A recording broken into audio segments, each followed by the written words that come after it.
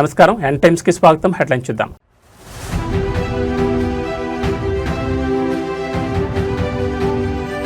అసమర్థ పాలనతో రైతుల జీవితాలతో ఆటల, ప్రభుత్వంపై మాజీ ఎమ్మెల్యే ధ్వజం.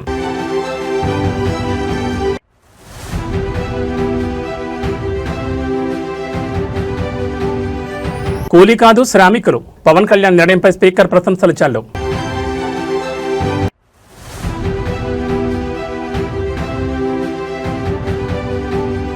ఫోన్ ట్యాపింగ్ పై సిట్ వేయండి, బెంగళూరు హ్యాకర్లతో నిఘా పెడుతున్నారు ఆర్ఎస్పీ.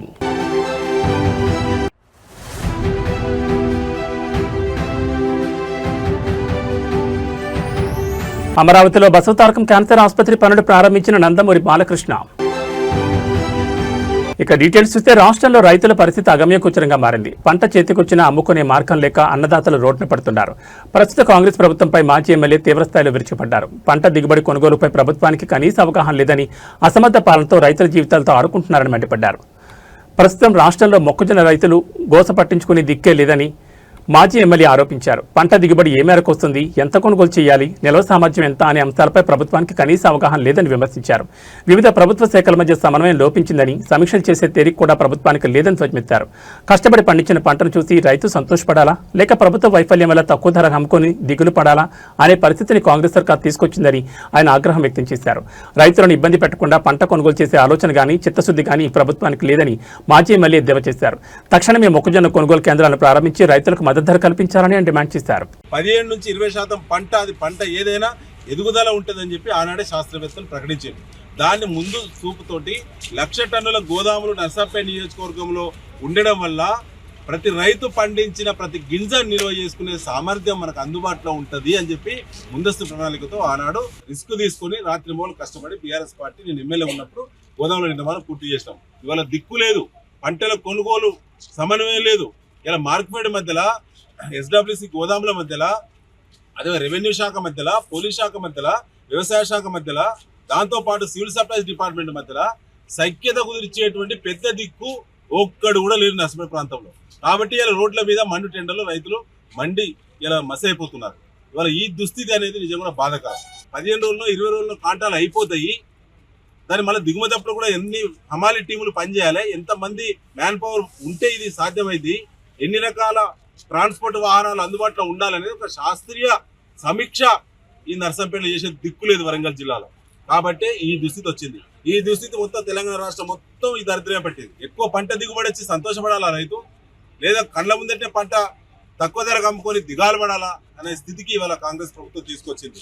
ఇవాళ 2,400 రూపాయల మొక్కజొన్న మద్దతు ధర బయట 1,600 నుంచి మొదలైంది.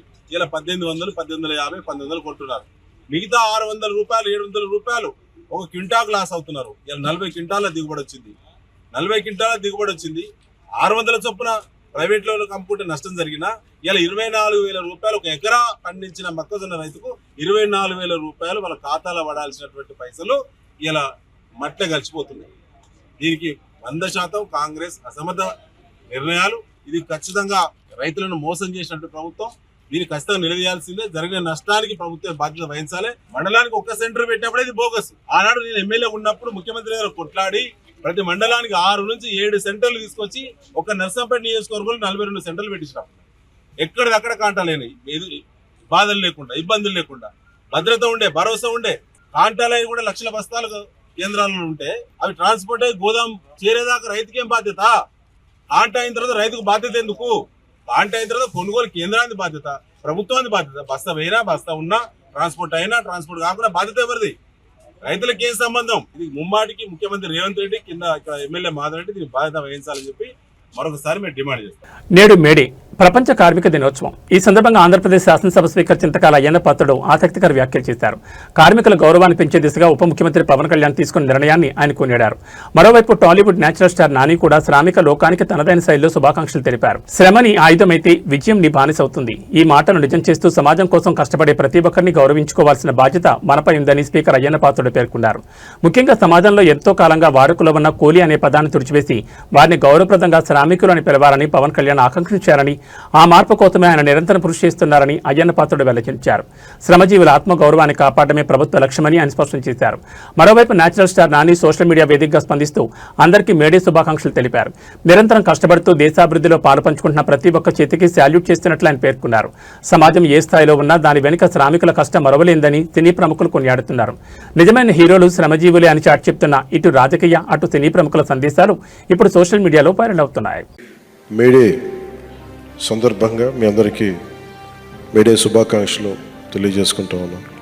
రాష్ట్రంలో ఉన్నటువంటి శ్రామిక సోదరులందరికీ కూడా మేడే శుభాకాంక్షలు తెలియజేస్తున్నానండి. ఈ పథకం పెట్టినప్పుడు ఉపాధి హామీ కూలీలు అని చెప్పి పిలిచేవాళ్ళం మనం. రాష్ట్ర వ్యాప్తంగా కూలీలు అన్న పదం కాదు, అది సరైన పదం కాదు. ఆ పదాన్ని తీసేసి ఉపాధి హామీ పథకం శ్రామికులు అని చెప్పి పదం మార్చి ఇటువంటి పనిచేసిన వాళ్ళకి కూడా గౌరవప్రదంగా పిలవాలని చెప్పి ఒక ఆలోచన చేసినటువంటి వ్యక్తి పవన్ కళ్యాణ్ గారు.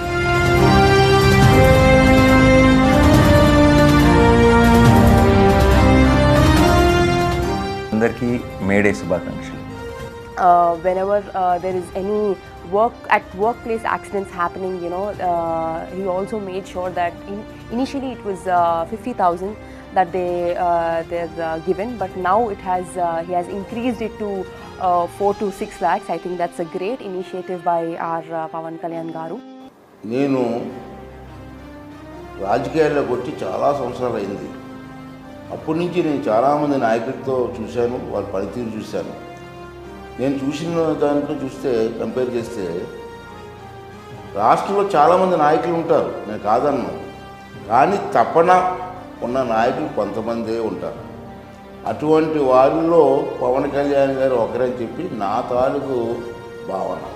ఇంకేంటంటే అతను చేస్తున్న కార్యక్రమాలు ఒక తపనతో చేస్తున్నారు. ఏదో ఒకటి చెయ్యాలన్న తపన అతనిలో కనబడుతుంది.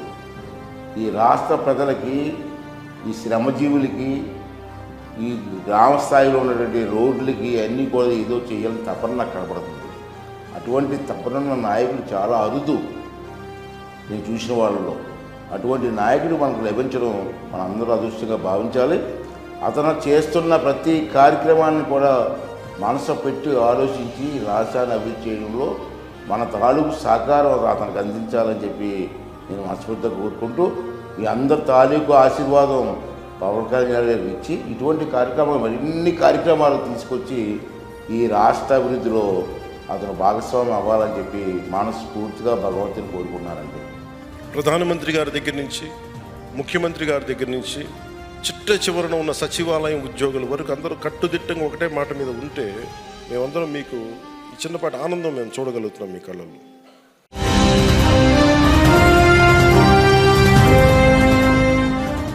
ఆంధ్రప్రదేశ్ రాజకీయాల్లో మహిళా సాధికారత, ప్రజారోగ్యంపై ముఖ్యమంత్రి చంద్రబాబు నాయుడు మరోసారి తన స్పష్టమైన విజన్ చాటుకున్నారు. త్వరలోనే ఆడబిడ్డలకు రాజకీయాల్లో 33% రిజర్వేషన్లు రాబోతున్నాయని ఆయన కీలక వ్యాఖ్యలు చేశారు. అదేవిధంగా రాజధాని ప్రాంతం అమరావతికి అత్యున్నత వైద్య సదుపాయాలను తీసుకొచ్చేలా భారీ హామీ ఇచ్చారు. మహిళా రిజర్వేషన్ల అంశంపై సీఎం చంద్రబాబు ఆసక్తికర వ్యాఖ్యలు చేశారు. గతంలో విపక్షాలు మహిళా రిజర్వేషన్లు అడ్డుకున్నాయని, కానీ త్వరలోనే చట్టసభల్లో ఆడబిడ్డలకు 33% కోటా అమలు కాబోతుందని ఆయన ధీమా వ్యక్తం చేశారు. మహిళా శక్తికి ప్రాధాన్యత ఇచ్చినప్పుడే సమాజం అభివృద్ధి చెందుతుందని ఆయన పునరుద్ఘాటించారు. కేవలం రాజకీయాలే కాకుండా సామాన్యుల ఆరోగ్యానికి భరోసా కల్పించడమే తమ ప్రభుత్వ ప్రాధాన్యతని ముఖ్యమంత్రి స్పష్టం చేశారు. ప్రతి ఒక్కరికి మెరుగైన వైద్యం అందించాలనే లక్ష్యంతో అమరావతిలో ఈఎస్ఐ ఆసుపత్రిని ఏర్పాటు చేయబోతున్నట్లు ప్రకటించారు. కార్మికులకు, పేదలకు చేరువలు, అత్యాధునిక వైద్య సేవలు అందుబాటులోకి తేవడమే తమ ఆలోచనని చంద్రబాబు వివరించారు. రాజధానిలో ఈఎస్ఐ ఆసుపత్రి ఏర్పాటు మరియు మహిళా రిజర్వేషన్లపై సీఎం చేసిన వ్యాఖ్యలు ఇప్పుడు ఏపీ రాజకీయాల్లో చర్చనీయాంశంగా మారాయి. అమరావతిలో కూడా ఈఎస్ఐ హాస్పిటల్ పెట్టి ముందుకు తీసుకుపోవడానికి ఆలోచిస్తున్నాం. నా ఆలోచన ఒకటి, సమాజంలో ఆరోగ్యం ఉండాలి, అందరికీ మీ ఆదాయాన్ని పెంచాలి, జీవన ప్రమాణాలు పెంచాలి, ఇంకో పక్కన అందరూ ఆనందంగా ఉండాలి. నేను దీనికోసం ఒక వినూత్నమైన ఆలోచన చేస్తూ వస్తున్నాం. ఈరోజు మీరు చూసే సంక్షేమ కార్యక్రమాలు 1-2 కాదు. తల్లికి వందనం, అన్నదాత సుఖీభవ, స్త్రీ శక్తి. మా ఆడబిడ్డలు, మగవాళ్ళు ఎంతమంది ఉన్నారో మీటింగ్లో మా ఆడబిడ్డలు అంతమంది ఉన్నారు. ఇది శుభ పరిణామం. ఇది ఒక పెద్ద మార్పు. రేపు రాబోయే రోజుల్లో కేంద్ర ప్రభుత్వం 33% రాజకీయాల్లో చట్టసభల్లో రిజర్వేషన్లు పెట్టబోతారు. మొన్నైతే అపోజ్ చేశారు కానీ తప్పకుండా సాధిస్తాం. మా ఆడబిడ్డలు 33% చట్టసభల్లో ఉంటే ఆ చట్టసభలకే శోభ వస్తుందని చెప్పి కూడా నేను మీకు తెలియజేస్తున్నా. అన్ని రంగాల్లో మహిళలు రాణించాలి. అందుకే మీరు ఒకసారి చూస్తే డాక్రా సంఘాలు నేనే పెట్టిన తర్వాత దాన్ని అభివృద్ధి చేశాం. ఈరోజు దగ్గర 28,000 కోట్ల రూపాయలు కార్పస్ డబ్బులుంది, సేవింగ్ ఉంది. దగ్గర 50,000 కోట్ల రూపాయలు అప్పు తీసుకుంటే తిరిగి పెద్ద ఇండస్ట్రీస్ ఇక్కడ ఉన్నారు కానీ వీళ్ళైనా ఒక రోజు లేట్ చేస్తారు కానీ మా ఆడబిడ్డలు మాత్రం చెప్పిన సమయానికి రీపే చేస్తున్నారు. నాన్ రీపేమెంట్ చూస్తే 0.2%. అలాంటి నీతి నిజాయితీతో ముందుకు పోతున్నారు. రాజకీయ నాయకులను ఇరికించే ప్రయత్నం చేస్తున్నారని భారత రాష్ట్ర ప్రధాన కార్యదర్శి ఆర్ఎస్ ప్రవీణ్ కుమార్ ఆరోపించారు. తెలంగాణ భవన్లో గురువారం ఆయన మాట్లాడుతూ పంజగుట్ట పోలీస్ స్టేషన్లో పోలీస్ అధికారి ఇచ్చిన ఫిర్యాదుతో కేసు నమోదైందన్నారు. టెక్నికల్ ఎవిడెన్స్ ఆధారంగా విచారణ చేయాలని డిమాండ్ చేశారు. కేసీఆర్, కేటీఆర్, హరీష్ రావులను ఇరికించాలని రెండో సిట్ వేశారన్నారు. ఈ కేసులో 350 మందిని విచారించినా ఇప్పటి వరకు ఛార్జ్షీట్ దాఖలు కాలేదని తెలిపారు. షార్ట్షీట్లో కేసీఆర్, కేటీఆర్, హరీష్ల పేర్లు చేర్చాలని అధికారులపై సీఎం ఒత్తిడి తెస్తున్నారని ఆరోపించారు. ప్రస్తుతం బెంగళూరు నుంచి హ్యాకర్లను తీసుకొచ్చి ఫోన్ ట్యాప్ చేయిస్తున్నారని దీనిపై సెట్ వీసి విచారణ జరపాలని డిమాండ్ చేశారు. కొంతమంది నాయకులు ఇళ్ల వద్ద సీసీ కెమెరాలను హ్యాక్ చేస్తున్నారని మండిపడ్డారు. ఐపీఎస్ అధికారులు చట్టం ప్రకారం పనిచేయాలని సూచించారు.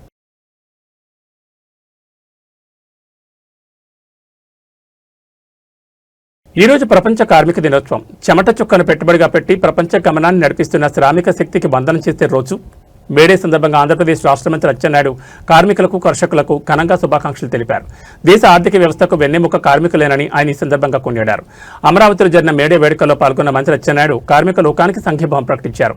ఏ దేశ అభివృద్ధి అయినా అక్కడి కార్మికులు, కర్షకుల కష్టం మీదనే ఆధారపడి ఉంటుందని ఆయన స్పష్టం చేశారు. సమాజంలో ప్రతి ఇటుకు వెనుక, ప్రతి అభివృద్ధి వెనుక కార్మికుల శ్రమ దాగి ఉందన్నారు. కార్మికుల సంక్షేమానికి ప్రభుత్వం కట్టుబడి ఉందని, వారి హక్కుల పరిరక్షణలో రాజీ పడే ప్రసక్తే లేదని మంత్రి పేర్కొన్నారు. దేశం ఆర్థికంగా బలోపేతం కావాలంటే శ్రామిక శక్తికి సరైన గుర్తింపు, గౌరవం దక్కాలని ఆయన ఆకాంక్షించారు. ఈ కార్యక్రమంలో పలువురు కార్మిక సంఘాల నాయకులు మరియు ప్రభుత్వ ప్రతినిధులు పాల్గొన్నారు.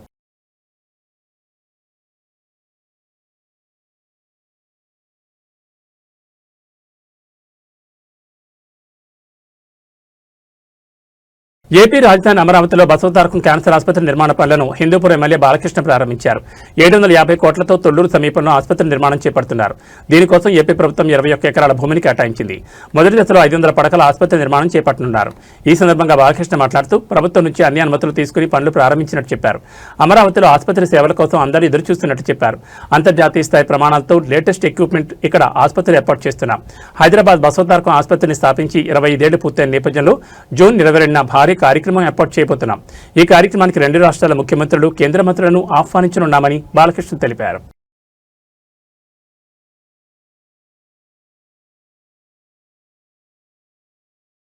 తెలంగాణ రాష్ట్ర పోలీస్ శాఖకు కొత్త సారథొచ్చారు. రాష్ట్ర నూతన డైరెక్టర్ జనరల్ ఆఫ్ పోలీస్గా సీనియర్ ఐపీఎస్ అధికారి సివి ఆనంద్ ఈరోజు బాధ్యతలు స్వీకరించారు.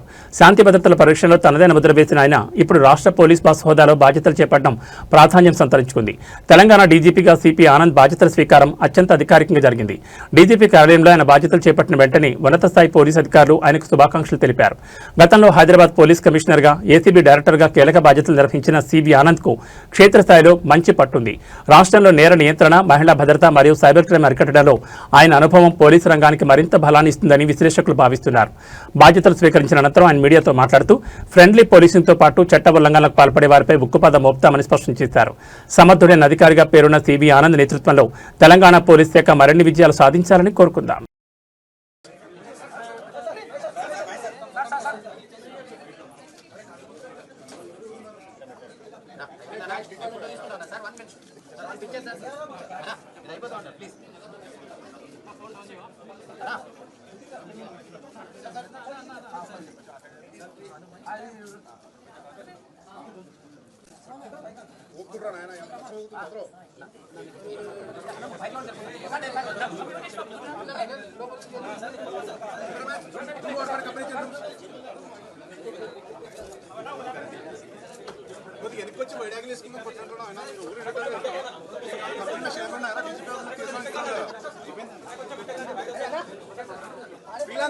కొద్దిగా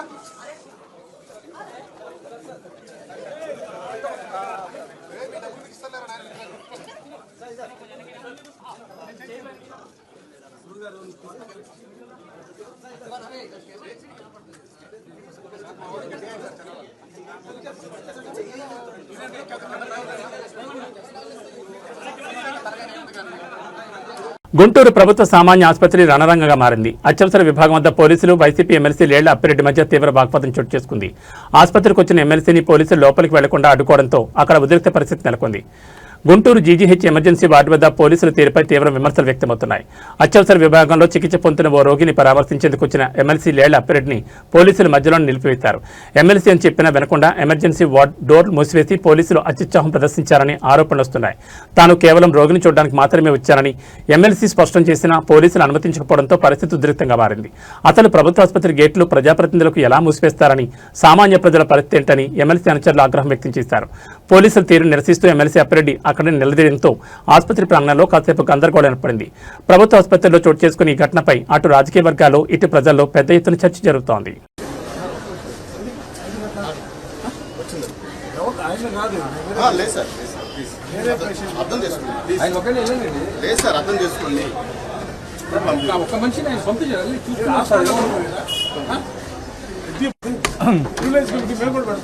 పెట్టుకోండి హాస్పిటల్కి ఎందుకు ఆయన ఎక్కడ మీరు దాపెట్టండి. హాస్పిటల్కి ఎందుకు వెళ్ళారు? పేషెంట్ వేరే పేషెంట్ మీరే చెప్తారు. మీకేం రేటు?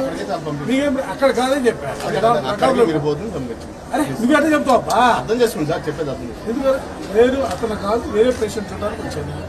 మీరు కావాలని చెప్పండి. నూరు తీస్తా పేషెంట్ ఉంది, మా ఇంకో పేషెంట్ నూరు తీస్తా పేరు మా పిన్నే పిల్లండి కాబట్టి సర్జరీ ఆల్రెడీ జరిగింది. ఆల్రెడీ నేను ఆమె కోసం వచ్చా యాక్చువల్ గా. చూపించమంటారా? హాస్పిటల్ అతను వేరే చోట పెట్టుకోండి. మీరు పెట్టుకోండి కాబట్టి హాస్పిటల్కి అంటే హాస్పిటల్ మీ ఎట్లా మీరు గేట్ చెప్తున్నారు? నాకు అర్థం కాదు. గవర్నమెంట్ హాస్పిటల్ మీ హ్యాండ్ ఓవర్ ఉంటుంది. తొమ్మిదికి ఇస్తున్నా అదబ్బా మీరు పేషెంట్ ప్రశ్న ఏంటంటే హాస్పిటల్ మీ హ్యాండ్ ఓవర్ ఉంటుందా? మీ హ్యాండ్ ఓవర్ ఉండకపోతే మీరు ఆయన పేషెంట్ మీరు వేరే చోట పెట్టుకోవాలా? పెట్టుకుంటాం పెట్టుకోన్నారు. హాస్పిటల్ మీ హ్యాండ్ ఓవర్ ఉంటుందా? గవర్నమెంట్ హాస్పిటల్ మీ హ్యాండ్ ఓవర్ గవర్నమెంట్ మీ హ్యాండ్ ఓవర్ పంపించాలి పేషెంట్లే. మీరు గేట్ మీరు ఎట్లా బా gate government hospital main gate మీరు మూసేస్తారా? చెప్పండి. పబ్లిక్ కదా, ఆ పబ్లిక్ లోన పోనీరా? హాస్పిటల్ లోన పోనీరా? ఈ పేషెంట్ ఎవరో కనుక్కోమని చెప్పారు. మా పేషెంట్ మీకు చెప్పాల్సిన అవసరం ఎమ్మెల్సీ మీరు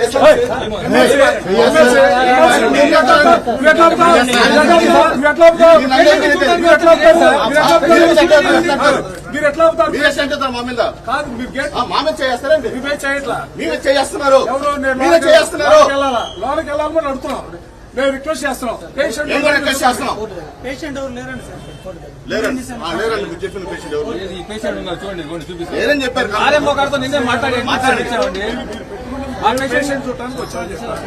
పేషెంట్ చూడటానికి వచ్చామని చెప్పారు. గవర్నమెంట్ హాస్పిటల్లో మీరు గేటు మూసేస్తారా? అది కాదండి, ఆయన ఒకరు పెట్టుకోదలుచుకుంటే మీరు పెట్టుకోలేదు. ఇది ఎట్లా నాకు అర్థం కాదు. ఇదే ఇది ఎట్లా నాకు అర్థం కాల. వేరే గేటు మూసేసి హాస్పిటల్లో పోనీ కావాలి పేషెంట్ ని. మీరు పేషెంట్లు ఎవరిని చూడడానికి పోనీ హాస్పిటల్కి 5 నిమిషాలు కాదు సార్, 10 నిమిషాల తర్వాత వస్తాం. ఇబ్బందిలే. అసలు మీరు గేట్ మూసేయడం నేను క్లారిటీ చెప్తున్నా. నేను ఆయన దగ్గర పోను, ఆయన చూడను. నేను వేరే పేషెంట్ చూడటానికి వచ్చా. మీరు ఆయన ఎక్కడున్నాడో ఆ పక్కకుండా వేరే సైడ్ నుంచి పోతా. నాకు అర్థం కాదు. గేట్ వేయడం ఏంటి? నాకు అర్థం కాదు. గవర్నమెంట్ హాస్పిటల్ గేట్ వేయడం ఏంటి? గేట్ మీరు ఏం చేశారు? గేట్ అయింది లేదా తోడా వేసేయండి, సూపర్కి వెళ్ళిపోతాం. మేము మీకు క్లారిటీ చెప్తున్నా, మేము ఆయన దగ్గరికి పోను, నేను ఆయన కలవను. నేను వేరే పేషెంట్ చూడడానికి వచ్చా. ఆయన దగ్గరికి పోకుండా మీరు ఆయన ఎక్కడ పెట్టారు అక్కడ తిరుగుతుంది ఆపు అక్కడ ఎవరు తిన్నారు?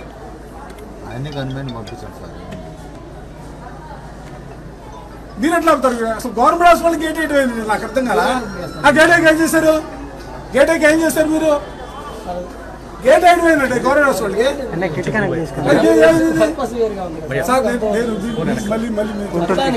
మళ్ళీ మీకు చెప్తున్నా, మీరు అనుకున్న వ్యక్తి నేను కలవను. నేను వేరే పేషెంట్ చూడడానికి వచ్చాను. మీరు అక్కడ ఆయన ఎక్కడున్నాడో ఆ పక్కన నేను ఫోన్ అని చెప్తున్నాగా. నేను వేరే పేషెంట్ చూడడానికి వచ్చాను చెప్తున్నాగా. లైవ్ అన్నా కరెక్ట్ అయిందా? నేను చూడని చెప్తున్నాగా. ఆయన దగ్గర ఫోన్ మీకెందుకు చెప్పాలి సార్? నాకు అర్థం కదా. నేను ఎందుకు చెప్పాలి? నేను ఎమ్మెల్సీని, నేను చూడడానికి వచ్చా, పేషెంట్ చూడడానికి వచ్చా. మీకేం తెలుసు పేరు చెప్పండి. అంటే గవర్నమెంట్ హాస్పిటల్లో ఎవరు కలవాలని అసలు నేను ఆయన చూడటానికి రాలా. నేను క్లారిటీ చెప్తున్నా. మీరు అనుకున్న శ్రీహరి గారిని చూడటానికి రాలా. శ్రీహరి గారి దగ్గరికి నేను పోను, శ్రీహరి గారిని నేను కలవను. నేను క్లారిటీకి చెప్తున్నా సార్. ఇప్పుడు దాకా 10 నిమిషాలు 10 నిమిషాలు అంటే మీరు అనుకున్న దగ్గరికి పంపిస్తాం. 10 నిమిషాలు చెప్పండి. పర్మిషన్ ఇవ్వండి, నాకు అర్థం కదా. మీరు నాకు పర్మిషన్ ఇవ్వండి, నాకు అర్థం కదా. అసలు మీరు నాకు పర్మిషన్ ఇవ్వండి, నాకు అర్థం కదా. మీరు నాకు పర్మిషన్ ఇవ్వండి, నాకు అర్థం కదా. మీరు నా పర్మిషన్ ఇవ్వండి, నాకు అర్థం కదా. నేను చెప్పాను కదా, మీరు నా పర్మిషన్ ఇవ్వండి, నాకు అర్థం కదా. అరే ఎమ్మెల్సీ నేను శ్రీహరి గారిని కలవడానికి నేను రాలేదని చెప్పాను.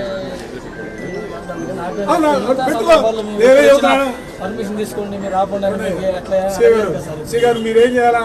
మీరు ఆయన తీసుకెళ్ళి ఒక పక్కన కూర్చోబెట్టుకోండి, మాకు అభ్యంతరం. ఆయన ఎవరిని కలిగిన పాటు మాకు అభ్యంతరం. కానీ మమ్మల్ని ఆపుతారేంటి నాకు అర్థం కదా. మమ్మల్ని ఆపుతారేంటి మీరు అర్థం. అసలు గవర్నమెంట్ హాస్పిటల్ గేట్ వేయడం ఏంటండి బాబు? అసలు ఈ ప్రపంచంలో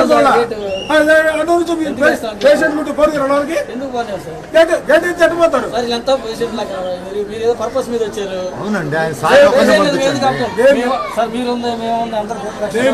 నేను మీకు చెప్తున్నా, మేము ఆయన కలవని చెప్పా. కలవని చెప్పిన తర్వాత కూడా మీరు ఎందుకు ఆపుతున్నారు అర్థం కదా. మీరు ఎందుకు ఆపుతారు? మీరు ఆయన కావాలంటే ఎక్కడో పెట్టుకోండి, మేము వద్దట్లేదు కదా. కనెక్ట్ అవుతుందో పోతుందా నా కేబుల్? ఫస్ట్ టైం ఇది కరెక్ట్ సిస్టమ్ కాదు ఇది. ఎమ్మెల్సీలు వస్తే కూడా మీరు ఇక్కడ గేట్ అసలు గవర్నమెంట్ హాస్పిటల్ గేట్ అయితే వస్తారండి బాబు. ఇది ప్రపంచంలో ఎక్కడ చూడాలి గేట్ అయితే వస్తారు. గేట్ ఎట్లా వస్తారు మీరు? ఏది నాకు అర్థం కాలేదు. ఏంటి అన్న మెయిన్ గేట్ అయితే వస్తున్నారు, ఈ గేట్ ఎట్లా వస్తారు? పేషెంట్ చూడడానికి పోరా? మీరు ఎక్కడ పెట్టుకోండి ఆయన. మేము వద్దంటలేదుగా. నేను కనెక్ట్ చేసామన్నా, అది కరెక్ట్ కేబుల్ కదిలితే పోతాము. అర్హులకు అందాల్సిన ఇందిరమ్మ ఇళ్లు అనర్హుల పాలవుతున్నాయా? నిరుపేదలకు సొంతంటికాలు నెరవేర్చడమే లక్ష్యమని ప్రభుత్వం చెబుతున్న క్షేత్రస్థాయిలో పరిస్థితి మాత్రం వేరేలా ఉంది. ఖమ్మం జిల్లా పాలేరు నియోజకవర్గంలో నిర్వహించిన సభలో స్వయంగా మంత్రి పొంగులేటి శ్రీనివాసరెడ్డి ముందే ఇందిరమ్మ ఇండ్ల పంపిణీలో జరిగిన అవకతవకలు బయటపడడం ఇప్పుడు తీవ్ర చర్చనీయాంశంగా మారింది. పాలేరులో నిర్వహించిన ఇందిరమ్మ ఇండ్ల పంపిణీ సభలో ఆసక్తికర ఘటన చోటు చేసుకుంది. లబ్ధిదారుల ఎంపికపై ఆరా తీస్తున్న క్రమంలో ఒక మహిళ తన వివరాలను వెల్లడించడంతో సభలో ఉన్న వారంతా ఒక్కసారిగా అవాక్కయ్యారు. తన కొడుకు లండన్లో సాఫ్ట్వేర్ ఉద్యోగం చేస్తున్నాడని, కూతురు విద్యుత్ శాఖలో ప్రభుత్వ ఉద్యోగి అని సదరు మహిళ గర్వంగా చెప్పుకొచ్చింది. మంత్రి పొంగులేటి సాక్షిగా ఆమె చెప్పిన వివరాలు విని అక్కడున్న స్థానికులు ఒక్కసారిగా విస్మయానికి గురయ్యారు. ఒకవైపు నిరుపేదలు ఇళ్ల కోసం ఏళ్లుగా కళ్ళు కాయలు కచ్చలు ఎదురుచూస్తుంటే, లండన్లో కొడుకు ప్రభుత్వ ఉద్యోగంలో కూతురున్న వారికి ఇందిరమ్మ ఇళ్లు ఎలా కేటాయించారని ప్రతిపక్షాలు మరియు స్థానికులు మండిపడుతున్నారు. అధికారుల సర్వే ఎంత పారదర్శకంగా జరుగుతుందో ఈ ఘటన నిదర్శనమని విమర్శలు వెలువెత్తున్నాయి. అర్హత ఉన్న పేదలు కాకుండా ఆర్థికంగా బలంగా ఉన్న వారికి ఇళ్లు కేటాయించడంపై సర్వత్రా విమర్శలు వినిపిస్తున్నాయి. దీనిపై ఉన్నతాధికారులు ఎలా స్పందిస్తారో చూడాలి. మరి మాకు ఇంతకు ముందు ఇల్లు లేదండి, పెంకుటిల్లు ఉండేది. మేము చాలా ఇబ్బందులు పడ్డాము. ఇప్పుడు ఇందిరమ్మ పథకం ఇల్లు వచ్చింది కాబట్టి మేము ఇల్లు కట్టుకోగలిగాము. మాకు కూడా ఒక ఇల్లు ఉంది అని చెప్పుకోవడానికి గర్వపడుతున్నాము. ఈ కాంగ్రెస్ ప్రభుత్వం వచ్చిన తర్వాత అన్ని మంచి మంచి పనులు జరిపిస్తున్నారు సీనన్న గారు. చాలా ధన్యవాదములండి సీనన్న గారికి. అంతే, ఇంకా సెలవు. థ్యాంక్ యూ అబ్బా నీలమ్మ గారు. ఇక్కడ ఎంతమంది పిల్లలక్క? పిల్లలు ఎంతమంది? 4 పిల్లలు మాకు. నేను మా వారికి నేను 2వ భార్యని. ఏం చదువుతున్నారు? మా పిల్లల బాబు లండన్ వెళ్ళాడు, చిన్న బాబు. పెద్ద బాబు రాజకీయంగా చాణక్య స్ట్రాటజీ ఛానల్ నడుపుతుంటారు. ఒక పెద్ద పాప, చిన్న పాప ట్రిపుల్ చేసింది, కరెంట్ డిపార్ట్మెంట్ ఇప్పుడు జాబ్ చేస్తుంది. ఇప్పుడు మీ వల్ల మేము ఇల్లు కట్టుకున్నాం, ఇందిరమ్మ పథకం కింద ఇల్లు కట్టుకున్నాము. మీకు చాలా ధన్యవాదాలు. మీరు ఇంకా ఎన్నో పనులు చేయాలి, ఈ ప్రభుత్వం ఇలాగే నడవాలి అని కోరుకుంటున్నాము. నమస్కారం అండి. ఆర్టీసీ బస్సులో సీటు కోసం జరిగిన చిన్న తగాద చివరికి ఒక ప్రాణం మీద తెచ్చింది. సాటి మహిళను కూడా చూడకుండా కొట్టుకోవడంతో ఒక చిన్నారి పరిస్థితి ఇప్పుడు విషమంగా మారింది. విజయనగరం జిల్లా బొబ్బిలిలో చోటు చేసుకుని ఈ దారుణ ఘటనకు సంబంధించిన పూర్తి వివరాలు చూస్తే విజయనగరం జిల్లా బొబ్బిలి సమీపంలో ప్రయాణికులతో వెళ్తున్న ఆర్టీసీ బస్సు రణరంగాన్ని తలపించింది. కేవలం కూర్చునే సీటు విషయంలో 2 మహిళల మధ్య మొదలైన వాగ్వాదం చూస్తుండగానే పరస్పరం దాడులకు దారితీసింది. ఒకరిపై ఒకరు జుట్టు పట్టుకుని కిరాతకంగా దాడి చేసుకున్నారు. అయితే ఈ గొడవ మధ్యలో చిక్కుకున్న బెజ్జిపల్లి భార్గవి అనే 14 ఏళ్ల బాలికపై తీవ్రంగా దాడి జరిగింది. మహిళల ఘర్షణలో బాలికకు బలమైన గాయాలు కావడంతో అక్కడికక్కడే స్పృహ కోల్పోయింది. పరిస్థితి ఆందోళనకరంగా ఉండడంతో గమనించిన స్థానికులు వెంటనే ఆమెను విజయనగరం ప్రభుత్వ ఆసుపత్రికి తరలించారు. ప్రస్తుతం ఆ బాలిక పరిస్థితి అత్యంత విషమంగా ఉన్నట్లు సమాచారం. ఒక చిన్న సీటు కోసం ఇంత దారుణంగా ప్రవర్తించాలా అంటూ ప్రయాణికులు విస్మయం వ్యక్తం చేస్తున్నారు. పోలీసులు కేసు నమోదు చేసుకుని దర్యాప్తు చేస్తున్నారు. కేవలం సీటు కోసం జరిగిన ఈ ఘర్షణ ఒక నిండు ప్రాణాన్ని ప్రమాదంలోకి నెట్టింది.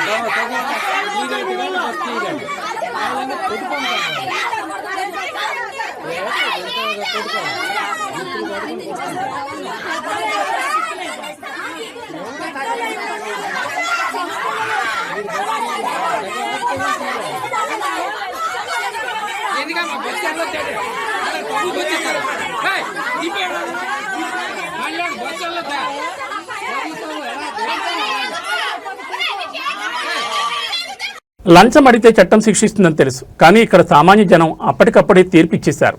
ఆర్టీసీ బస్సులో టికెట్ లేదని పట్టుకున్న సిబ్బంది ఏకంగా 20,000 రూపాయలు లంచం డిమాండ్ చేయడంతో ప్రయాణికులు ఆగ్రహంతో ఊగిపోయారు. లంచం అడిగిన నోటికే చెప్పు దెబ్బలతో సమాధానం చెప్పారు. హైదరాబాద్ నుంచి నారాయణఖేడ్ వెళ్తున్న ఓ ఆర్టీసీ బస్సు ప్రయాణికులతో కిక్కిరిసిపోయింది. రాయకోట్ సమీపంలో టికెట్ స్క్వాడ్ సిబ్బంది తనిఖీలు చేపట్టారు. ఈ క్రమంలో ఒక ప్రయాణికుడు టికెట్ లేకుండా ప్రయాణిస్తుందని గుర్తించారు. సాధారణంగా టికెట్ లేకపోతే నిబంధనల ప్రకారం 500 రూపాయల జరిమానా విధించాలి. కానీ ఇక్కడే టికెట్ స్క్వాడ్ తన అత్యుత్సాహాన్ని ప్రదర్శించింది. సదరు ప్రయాణికుడు బెదిరించి ఏకంగా 20,000 రూపాయల లంచం ఇవ్వాలని డిమాండ్ చేశారు. టికెట్ లేని సామాన్యుడిపై అంత భారీ మొత్తంలో వసూలు దిగడంతో తోటి ప్రయాణికులు ఒక్కసారిగా తిరగబడ్డారు. 500 జరిమానా పోయి 20,000 లంచం ఏంటని ప్రశ్నిస్తూ లంచం అడిగిన సిబ్బందిపై చెప్పులతో విరుచుకుపడ్డారు. లంచం అడిగినందుకు సుమారు 20 సార్లు చెప్పు దెబ్బలతో దేశొచ్చేశారు. ప్రస్తుతం ఈ ఘటనకు సంబంధించిన వీడియో సోషల్ మీడియాలో తెగ వైరల్ అవుతోంది. నిబంధనల పేరుతో సామాన్యులను పీడించే సిబ్బందికి ఈ ఘటన ఒక హెచ్చరికగా మారింది. దీనిపై ఆర్టీసీ ఉన్నతాధికారులు ఎలాంటి చర్యలు తీసుకుంటారో వేచి చూడాలి.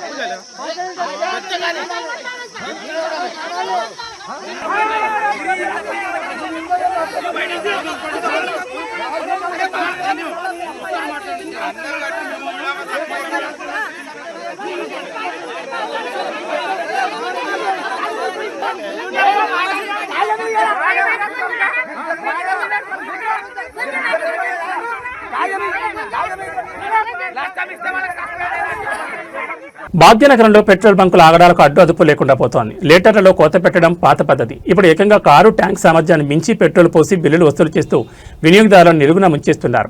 హయత్ నగర్లోని ఒక హెచ్పీ పెట్రోల్ బంకులో వెలుగుచూసిన ఈ ఘరానా మొత్తం ఇప్పుడు హాట్ టాపిక్ గా మారింది. హయత్ నగర్లోని హెచ్పీ పెట్రోల్ బంక్ వెళ్లిన ఓ వినియోగదారుడికి మైండ్ బ్లాక్ అయ్యే అనుభవం ఎదురైంది. తన కారు ట్యాంక్ పూర్తి సామర్థ్యం కేవలం 27 లీటర్లు మాత్రమే. కానీ బంకు సిబ్బంది మాత్రం ఏకంగా 32 లీటర్ల పెట్రోల్ పోసినట్లు రసీదు చేతులు పెట్టారు. ట్యాంక్ కెపాసిటీ కంటే 5 లీటర్లు అదనంగా ఎలా పడుతుందని సదరు వినియోగదారుడు ప్రశ్నించడంతో బంకు యాజమాన్యం నీళ్లు నమిలింది. సాంకేతికంగా సాధ్యం కాని రీతిలో 27 లీటర్ల ట్యాంకులో 32 లీటర్లు ఎలా నింపారని బాధ్యతను నిలదీయడంతో అక్కడ కాసేపు ఉద్రిక్తత నెలకొంది. రీడింగ్లో తారుమా చేసి భారీగా దోచుకుంటున్నారంటూ వినియోగదారులు ఆగ్రహం వ్యక్తం చేస్తున్నారు. అధికారుల తనిఖీ లేకపోవడంతోనే ఇలాంటి మోసాలు పెచ్చిమెరుతున్నాయని స్థానికులు ఆరోపిస్తున్నారు. తక్కువ పెట్రోల్ పోసి ఎక్కువ బిల్లులు వేస్తున్న ఇలాంటి బంకులపై పౌర సరఫరాల శాఖ అధికారులు కఠిన చర్యలు తీసుకోవాలని వాహనదారులు డిమాండ్ చేస్తున్నారు.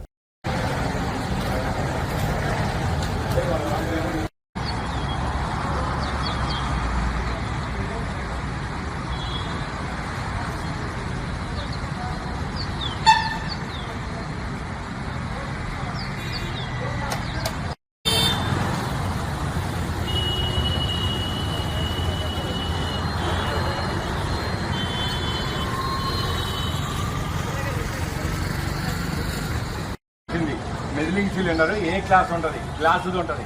5 లీటర్ల మెదిలింగ్ సిలిండర్లో కొడితే నీకు వస్తుంది. అది కాకుండా నువ్వు ఏదో ఒక పెద్ద 5 లీటర్ల జగ్గు తెచ్చి చేస్తా అంటే కుదరదు.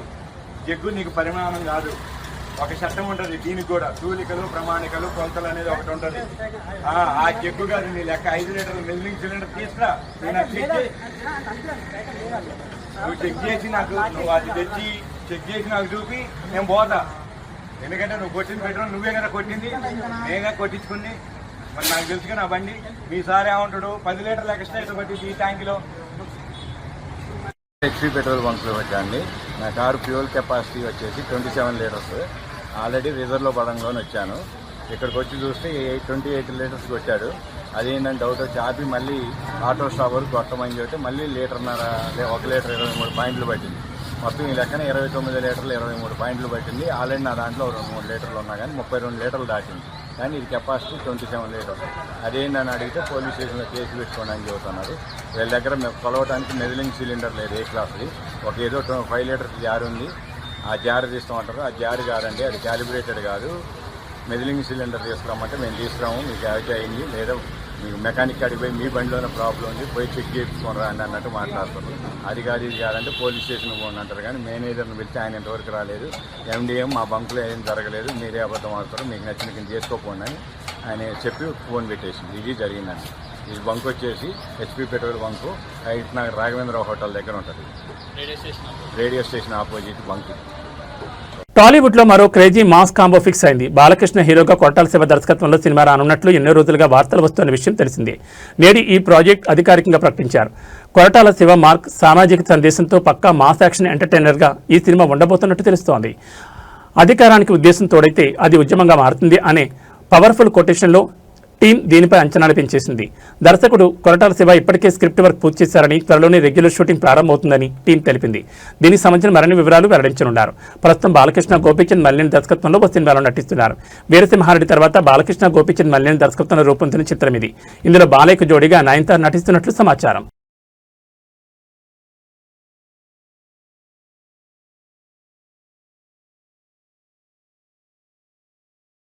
ఏవీ బులెటిన్ విశేషాలు. నమస్కారం.